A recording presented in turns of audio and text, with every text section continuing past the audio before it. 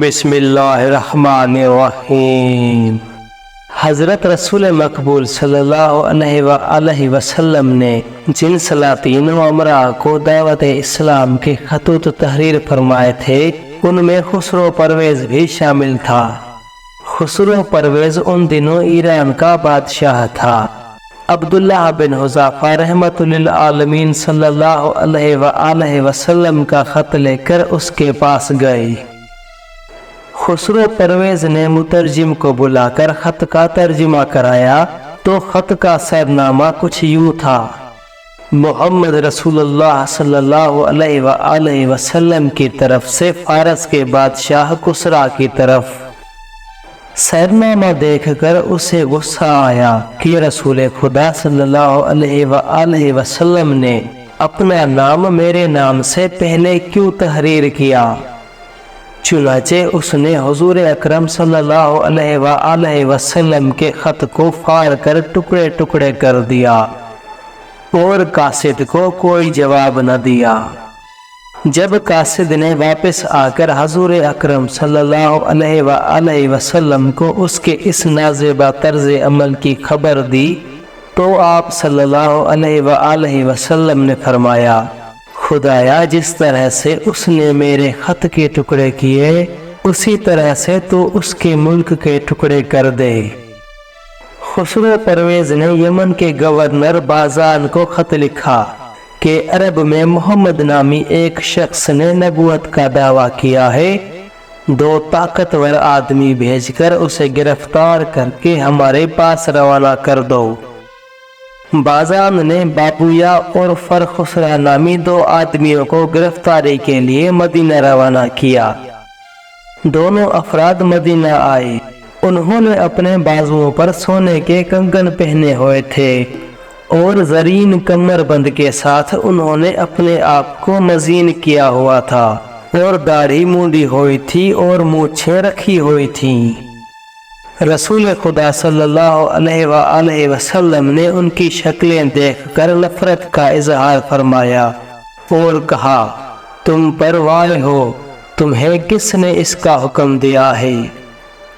انہوں نے کہا: ہمارے پروردگار کسریٰ نے ہمیں داڑھی منڈوانے اور مونچھیں بڑھانے کا حکم دیا ہے۔ آپ صلی اللہ علیہ وآلہ وسلم نے فرمایا: میرے پروردگار نے مجھے مونچھیں منڈوانے اور داڑھی رکھنے کا حکم دیا ہے۔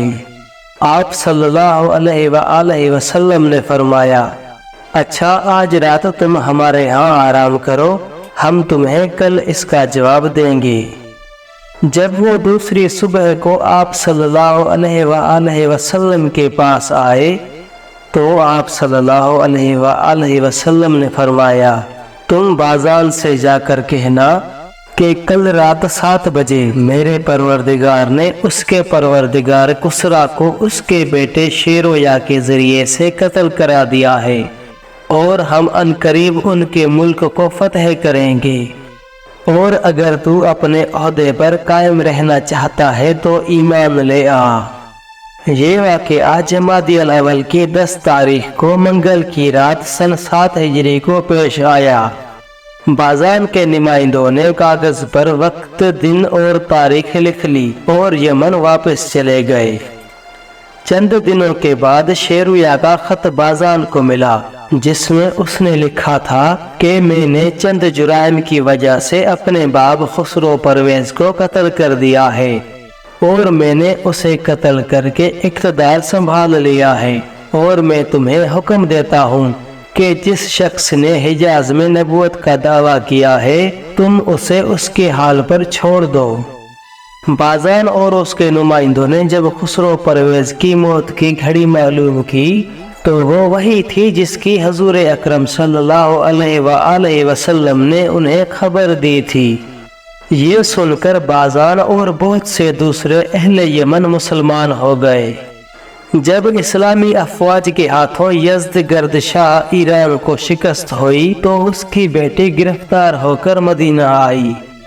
حضرت عمر نے چاہا کہ اس کے منہ سے نقاب ہٹا کر اسے لوگوں کے سامنے پیش کیا جائے تو اس وقت اس نے اپنے دادا خسرو پرویز کو یاد کر کے فارسی زبان میں کہا: پرویز کی صورت سیاہ ہو جائے۔ اگر وہ رسول خدا کے خط کو چاک نہ کرتا تو آج اس کی بیٹی کو یہ دن دیکھنا نہ پڑتا۔ حضرت عمر نے سمجھا کہ قیدی عورت مجھے گالیاں دے رہی ہے۔ یہ سوچ کر انہوں نے اسے مارنے کے لیے تعزیہ نہ اٹھایا تو حضرت امیر المؤمنین علیہ السلام نے فرمایا کہ آرام سے بیٹھے رہو، اس نے تمہیں کچھ نہیں کہا ہے، اپنے دادا کو بددعا دے رہی ہے۔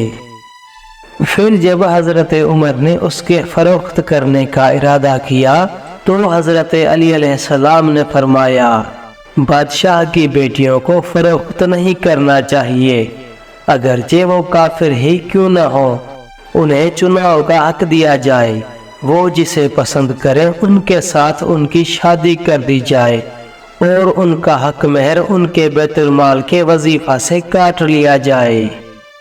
جب شہر بانوں کو حق اختیار ملا تو اس نے حضرت امام حسین علیہ السلام کی پشت پر ہاتھ رکھ کر کہا اگر مجھے انتخاب کا حق حاصل ہے تو میں اس بدر منیر کا انتخاب کرتی ہوں۔ چنانچہ بی بی شہر بانوں کا عقد امام حسین علیہ السلام سے کر دیا گیا اور ان سے امام زین العابدین علیہ السلام پیدا ہوئے۔ والسلام۔